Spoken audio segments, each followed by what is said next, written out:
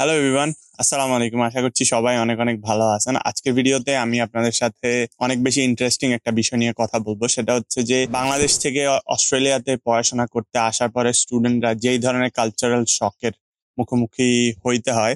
So আমি basically আজকের ভিডিওতে আপনাদের সাথে ওই কালচারাল শক গুলা নিয়ে আপনাদের সাথে কথা বলবো। সো কালচারাল শক বলতে কি বোঝায়? দেখা যায় যে বাংলাদেশের সংস্কৃতির সাথে এখানকার সংস্কৃতি বা এখানকার চলাফেরা, এখানকার পরিবেশ সবকিছু মিলায়া এখানকার এনভায়রনমেন্টের সাথে বাংলাদেশের এনভায়রনমেন্টের কি কি ডিফারেন্সেস পাওয়া যায়। সো আমি আজকের ভিডিওতে ওই জিনিসগুলো নিয়ে কথা বলবো। অনেকে বাংলাদেশ থেকে চিন্তা করে যে এখানে তো খুবই উল্টাপাল্টা চলাফেরা হয়, এখানে মানে চোখ হেফাজত করা যায় না, এখানে মানে অনেক রকমের প্রবলেমের মুখোমুখি হইতে হয়। সো আমি আসলে আজকের ভিডিওতে আপনাদের সাথে ইন ডিটেল এই ব্যাপারে আলোচনা করব যে আপনাদের কি কি কালচারাল শকের মুখোমুখি হইতে হবে, এন্ড দেন অ্যাজ এ মুসলিম আপনাকে কি কি কালচারাল শকের মুখোমুখি হইতে হবে। সো শুরু করা যায়। ফার্স্টলি যে কালচারাল শকটার মুখোমুখি আপনাদেরকে হইতে হবে সেটা হচ্ছে বাংলাদেশের মানুষের ড্রেস আপের সাথে এখানকার মানুষের ড্রেস আপ। সো বাংলাদেশি মানুষের ড্রেস আপ একরকম, এখানকার মানুষের ড্রেস আপ আরেক রকম। এখানে বাংলাদেশে আপনি যদি চিন্তা করেন যে মডেস্টির একটা ব্যাপার স্যাপার আছে, বাংলাদেশের মানুষ অনেক মডেস্ট চলাফেরা করে মোস্টলি। আমি ওই যে বনানী, গুলশান, শাহবাগী তাদের কথা বলতেছি না, আমি নর্মালি যারা বাংলাদেশের ধরেন যে একটা ভালো ফ্যামিলি থেকে বিলং করে, doesn't matter which religion they are from, but বাংলাদেশে যারা একটা ভালো ফ্যামিলি থেকে বিলং করে অ্যান্ড দেন ভালো মডেস্টলি চলাফেরা করে তাদের মধ্যে একটা শালীনতা লক্ষ্য করা যায়। কিন্তু এখানে আপনি আসলে তাদের কাছে ওই আপনার কাছে যেটা অশালীন মনে হবে সেটা এখানে শালীন তাদের কাছে। সো অশালীন বলতে আমি বোঝাচ্ছি যে এখানে মানুষ দেখবেন যে অনেক টাইট জামা কাপড় পরবে, মানে অনেক রিভিলিং ড্রেস আপ করবে। সো আপনি যদি ইভেন বিচে যান, ওখানে অনেক উল্টাপাল্টা ড্রেস আপ করে থাকবে, বিকিনি, বংচং, বিভিন্ন উল্টাপাল্টা জিনিস ঘোরাফেরা করে। সো ওই দিক থেকে আপনাকে এই জিনিসগুলার মুখোমুখি হইতে হবে। তো আপনি যদি এই জিনিসগুলা বা আপনার চোখ হেফাজত করতে চান বা এই জিনিসগুলা যদি আপনি না দেখতে চান, তাহলে আপনি অবশ্যই বিচে, এমন বিচে যাবেন যেখানে মানে মানুষ নামে না, মানুষ ওখানে জাস্ট দেখার জন্যই যায়, বা যেখানে স্টোন আছে বা জাস্ট আপনার পাথরের উপর দাঁড়ায় জাস্ট ভিউ গুলা এনজয় করে, আপনি ওই ধরনের বিচে যাইতে পারেন। আপনার যদি কোনো ফ্যাসিনেশন থাকে, সো আপনি যদি যাইতে চান সেটা একান্ত আপনার ব্যক্তিগত ব্যাপার, বাট আমি বলবো যে যদি আপনি হেফাজত করতে চান আপনার নিজের নজর, তাহলে আপনি ওখানে না গেলেন, ঠিক আছে। সো আপনাকে এই জিনিসগুলোর মুখোমুখি হইতে হবে। সেটা হচ্ছে যে ড্রেস আপ। এখানে অনেক মানুষই বা মোস্টলি যারা আছে বাংলাদেশ থেকে, ইভেন অনেক স্টুডেন্ট আসার পরে এখানে তাদের মানে চালচলন চেঞ্জ হয়ে যায়। এখানে আসার পরে তাদের চলাফেরা দেখে আপনার কাছে মনে হবে না যে তারা বাংলাদেশ থেকে বিলং করে বা বাংলাদেশের কালচারাল যে একটা ব্যাপার স্যাপার আছে সেটা ধরে রাখতেছে। আপনার কাছে এটা মনে হবে না, বিকজ এখানে সবাই আসার পরে এখানের কালচারের সাথে অ্যাডাপ্ট করতে গিয়ে নিজেকে মানে অনেক উল্টাপাল্টা ওয়েতে রিপ্রেজেন্ট করে। সো আমি এই জিনিসটা মানে আমার কাছে অনেক শকিং যে বাংলাদেশ থেকে একটা স্টুডেন্ট আসার পরে আপনার এইভাবে চলাফেরা করতেছে, মোস্টলি মেয়েরা যারা আসতেছে। আমি বলতেছি না যে সব মেয়েরাই এরকম করে, বাট অনেক মেয়ে আছে এখানে আসার পরে অনেক বেশি পশ হইতে গিয়ে নিজের একেবারে জামা কাপড় সবকিছু মানে রিভিল করে ফেলতেছে। সো এটা একটা বিষয়, এই শখের আপনার মুখোমুখি হইতে হবে। ড্রেস আপ, মানুষ যেভাবে এখানে ড্রেস আপ করে এই ব্যাপারে হয়তোবা আপনি একটা শখ খাইতে পারেন। দেন যে বিষয়টা সেটা হচ্ছে যে এখানকার মানুষ ধরেন যে আপনার সাথে খুব কম কমিউনিকেট করা ট্রাই করবে। আপনি এখানে সবার সাথে মানে কথা বলার মতো সময় নেই। আপনি দেখবেন যে এখানে বাঙালি বাঙালির সাথেও কথা বলে না, মানে যে যার মতো চলে যাইতেছে, সবার লাইফ বিজি। বাংলাদেশে দেখবেন যে একটা মানুষের সাথে দেখা হয়েছে, চিনুক না চিনুক বলবে আসসালামু আলাইকুম, কেমন আছেন, বা ইভেন চোখে চোখে নজর পড়ে গেলেও বাংলাদেশে মানুষ সালাম দেয় বা কথাবার্তা বলে। এখানে ওইটা নাই, এখানে সবাই বিজি, সবাই তার নিজের লাইফ নিয়ে বিজি এখানে। সো কারো ওরকম ভাবে মানে আপনার জন্য সময় নাই, আপনার সাথে দাঁড়ায় কথা বলবে আনটিল আনলেস আপনার পরিচিত বা তার সময় আছে আপনার জন্য। সো আপনার এরকম সিচুয়েশনে পড়তে হবে যে আপনার সামনে দিয়ে অনেক মানুষ চলে যাবে, আপনার একটা সময় এরকম মনে হবে যে আপনি মনে হয় অনেক বেশি একা অস্ট্রেলিয়াতে। সো এরকম কালচারাল শকের মুখোমুখি হইতে হবে, কারণ এখানকার আপনার সোসাইটি যেটা সেটা হচ্ছে অনেকটা মানে নিজেদের মতো, সবাই নিজেদের মতো থাকে, কারোর সাথে তেমন একটা মেশে না। সো আপনার এই ধরনের একটা শখের মুখোমুখি হইতে হবে। দেন যে শখটা নিয়ে কথা বলবো সেটা হচ্ছে যে মুসলিমদের জন্য স্পেশালি অনেক বড় একটা শখ। সেটা হচ্ছে যে মুসলিমরা এখানে আসার পরে কল টু প্রেয়ার্স মানে আজান যেটাকে বলা হয়, আমরা আজান শুনতে পাই না। আমাদেরকে টাইম ঘড়ি সবকিছু দেখে আমাদের নামাজের টাইমটা বের করতে হয়। নামাজের টাইম বের করে নামাজ পড়তে হয়। মসজিদ বা মুসাল্লা খুঁজে পাওয়াটা একটু ডিফিকাল্ট, তখন দেখা যায় যে আপনাকে বাসায় নামাজ পড়তে হয়। সো আমি বলবো যারা মুসলিম আছে তাদেরকে যে আপনারা আসার পরে এমন একটা জায়গায় বাসা নেওয়ার চেষ্টা করবেন যেখানে আশেপাশে মসজিদ আছে। আপনি ফ্রিকুয়েন্টলি মসজিদের সাথে যখন আপনার চলাফেরা থাকবে তখন আপনার মধ্যে একটা টেন্ডেন্সি থাকবে যে আপনি নামাজ কালাম পড়বেন, আপনি খারাপ কাজে লিপ্ত হবেন না, আপনি খারাপ দিকে চলে যাবেন না। সো আমি বলবো যে আপনারা মসজিদের কাছাকাছি বাসা নেওয়ার চেষ্টা করুন, বা যেসব সাভাবে মসজিদ বা মুসাল্লা পাইতে, নামাজ পড়ার জায়গা পাইতে আপনাদের প্রবলেম হয় না, ওই ধরনের বাসা নেওয়ার চেষ্টা করবেন, ওই ধরনের সাভাবে আপনারা থাকার চেষ্টা করবেন। এই যে নামাজের আজান আপনি শুনতে পাচ্ছেন না, এইটা অনেক বেশি শকিং।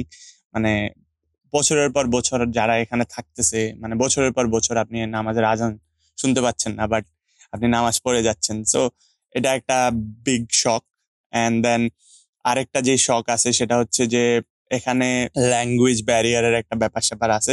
সেটা তো আপনারা সবাই জানেন যে অস্ট্রেলিয়াতে, বাংলাদেশে মানুষ বাংলায় কথা বলে, অস্ট্রেলিয়াতে মানুষ ইংলিশে কথা বলে। সো আপনাকে এই যে ইংলিশের সাথে অ্যাডাপ্ট করে নিতে হবে। এখানে সবাই ইংরেজিতে কথা বলে, আপনাকেও ইংরেজিতে কথা বলতে হবে। আপনি বাংলাতে হয়তো বা বাঙালিদের সাথে কমিউনিকেট করতে পারবেন, বাট আমি এখানে এরকমও দেখছি অনেক বাঙালি আছে ওয়ার্ক প্লেসে আপনার সাথে বাংলায় কথা বলবে না, তারা ইংরেজিতে কথা বলবে। বাংলায় কথা বললে নাকি ম্যানেজার এই কথা বলবে, বা ওয়ার্ক প্লেসের মানুষজন ভাববে যে আপনারা তাদেরকে নিয়ে কিছু আলোচনা করতেছেন, হুইচ ইজ ট্রু। আপনার এটা একটা মানে কার্টিসির মধ্যে পড়ে যে আপনি আপনার ওয়ার্ক প্লেসে যারা অন্যান্য মানুষজন আছে তাদের সাথে বা তাদের সামনে আপনি ইংলিশে, আপনার দেশি মানুষের সাথে আপনি ইংলিশে কমিউনিকেট করবেন, যেন তারা ওইখানে ওটাকে মানে অফেন্সিভ মনে না করে বা অফেন্ড না হয়ে যায়। সো ওই ক্ষেত্রে আপনারা চেষ্টা করবেন যে বাঙালিদের সাথেও আপনি এখানে মাঝে মধ্যে ইংলিশে আপনার কমিউনিকেট করতে হবে in your work place. But বাইরে আপনি অবশ্যই বাঙালিদের সাথে বাংলায় কথা বলতে পারেন। অ্যান্ড দেন ইন্ডিয়ানরা চেষ্টা করবে আপনার সাথে হিন্দিতে কথা বলতে, নেপালিরাও হিন্দিতে কথা বলতে চেষ্টা করবে, পাকিস্তানিরাও উর্দু বা হিন্দিতে আপনার সাথে কথা বলার ট্রাই করবে। সো এই ল্যাঙ্গুয়েজের যে একটা ব্যারিয়ার আছে, এই জিনিসটাও আপনাকে মানে অ্যাডজাস্ট করতে হবে। দেন এখানে আপনি যখন পড়াশোনা করবেন, এখানে টিচারদেরকে আপনি দেখবেন যে স্টুডেন্টরা নাম ধরে ডাকতেছে। ধরেন একটা টিচারের নাম হচ্ছে Michael. Hey Michael, I don't understand this. Can you please elaborate or can you please explain it to me? So এই ধরনের ওয়েতে তারা কথা বলে। বাট বাংলাদেশে আপনারা দেখবেন যে টিচারকে আমরা স্যার বলে ডাকি বা আমরা অনেক রেসপেক্ট দিয়ে কথা বলি। এখানে জিনিসটা রেসপেক্ট দেওয়া হচ্ছে, বাট দিন শেষে এখানে এই জিনিসটাকে আপনার ওইভাবে চিন্তা করা হয় না যে আমি তাকে নাম ধরে ডাকছি, দ্যাটস অফেন্সিভ। বাংলাদেশে ওটা হয়তো অফেন্সিভ মনে হয়। সো এই একটা কালচারাল শক আপনাদের পাইতে হবে যে টিচারদেরকে নাম ধরে ডাকা হচ্ছে, বা সবাইকে, বড় ছোট সবাইকে নাম ধরে ডাকা হয়। দেন আরেকটা বিষয় হচ্ছে যে বাংলাদেশে আপনি যদি চিন্তা করেন আপনি একজনের সাথে আর্গুমেন্টে যাচ্ছেন, দ্যাট মিনস আপনি অনেক রুড হয়ে কথা বলতেছেন বা আপনি তার সাথে ঝগড়া করতেছেন, এরকম মনে হয়। বাট এখানে আপনি যদি চিন্তা করেন আর্গুমেন্ট জিনিসটা হচ্ছে যে আপনি একজনের সাথে আলোচনা করতেছেন, ডিসকাশনে যাচ্ছেন। সো আর্গুমেন্ট বাংলাদেশে একটু রুড মনে হলো, এখানে আর্গুমেন্ট কিন্তু রুড না। এখানে আপনি আর্গুমেন্ট ওয়ার্ডটা সচরাচরই দেখবেন মানুষজন ইউজ করে। দেন হচ্ছে আপনি বাংলাদেশে দেখবেন যে আমরা নর্মালি যদি একজনকে বলতে চাই তুমি কি আমাকে ওই পানির বোতলটা দিবা, বাংলাদেশে যদি বলতে হয় আমরা বলবো can you give me the glass of water, বা can you give me the glass of water. বাংলাদেশে আমরা এইভাবে বলবো যে can you give me the glass of water. But এখানে আসার পরে দেখবেন বলবে ক্যান ইউ প্লিজ। আপনি এখানে প্লিজ বলতে হবে, can you please give me the glass of water, could you please give me the glass of water. So এইভাবে কথা বলবে, দ্যাট মিনস আপনি পোলাইট থাকতেছেন। আপনার ছোটখাটো বিষয়ে দেখবেন যে থ্যাংক ইউ বলবে। আপনি ওকে খাবার দিতে গেছেন, ও আপনাকে থ্যাংক ইউ বলবে, আপনি ওকে থ্যাংক ইউ বলে আসবেন। এগুলো হচ্ছে এখানে পোলাইটনেস, বা এখানে আপনার বাংলাদেশের সাথে একটা ডিফারেন্স। বা বাংলাদেশে ফুড ডেলিভারি ম্যান আসছে, খাবার দিছে, চলে গেছে, শেষ। থ্যাংক ইউ এগুলা কেউ বলেও না। আমি মানে রেয়ারলি দেখছি যে মানুষজন থ্যাংক ইউ বলে বাংলাদেশে। দেন হচ্ছে এখানে কথায় কথায় দেখবেন আপনাকে মেইট বলবে।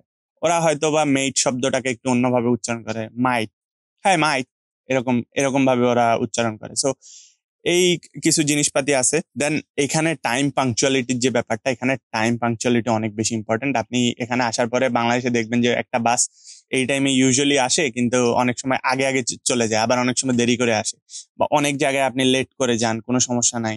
কিন্তু এইখানে আপনার পাংচুয়ালিটি অনেক বেশি ম্যাটার করে। আপনি যদি পাংচুয়াল না হন, আপনার ডিসিপ্লিন না থাকে, তাইলে আপনার অনেক ক্ষেত্রেই অনেক সার্কামস্ট্যান্সের মুখোমুখি হইতে হবে। আপনি আপনার জব হারায় ফেলবেন, বা কোনো একটা ইন্টারভিউতে গেলে জব পাবেন না।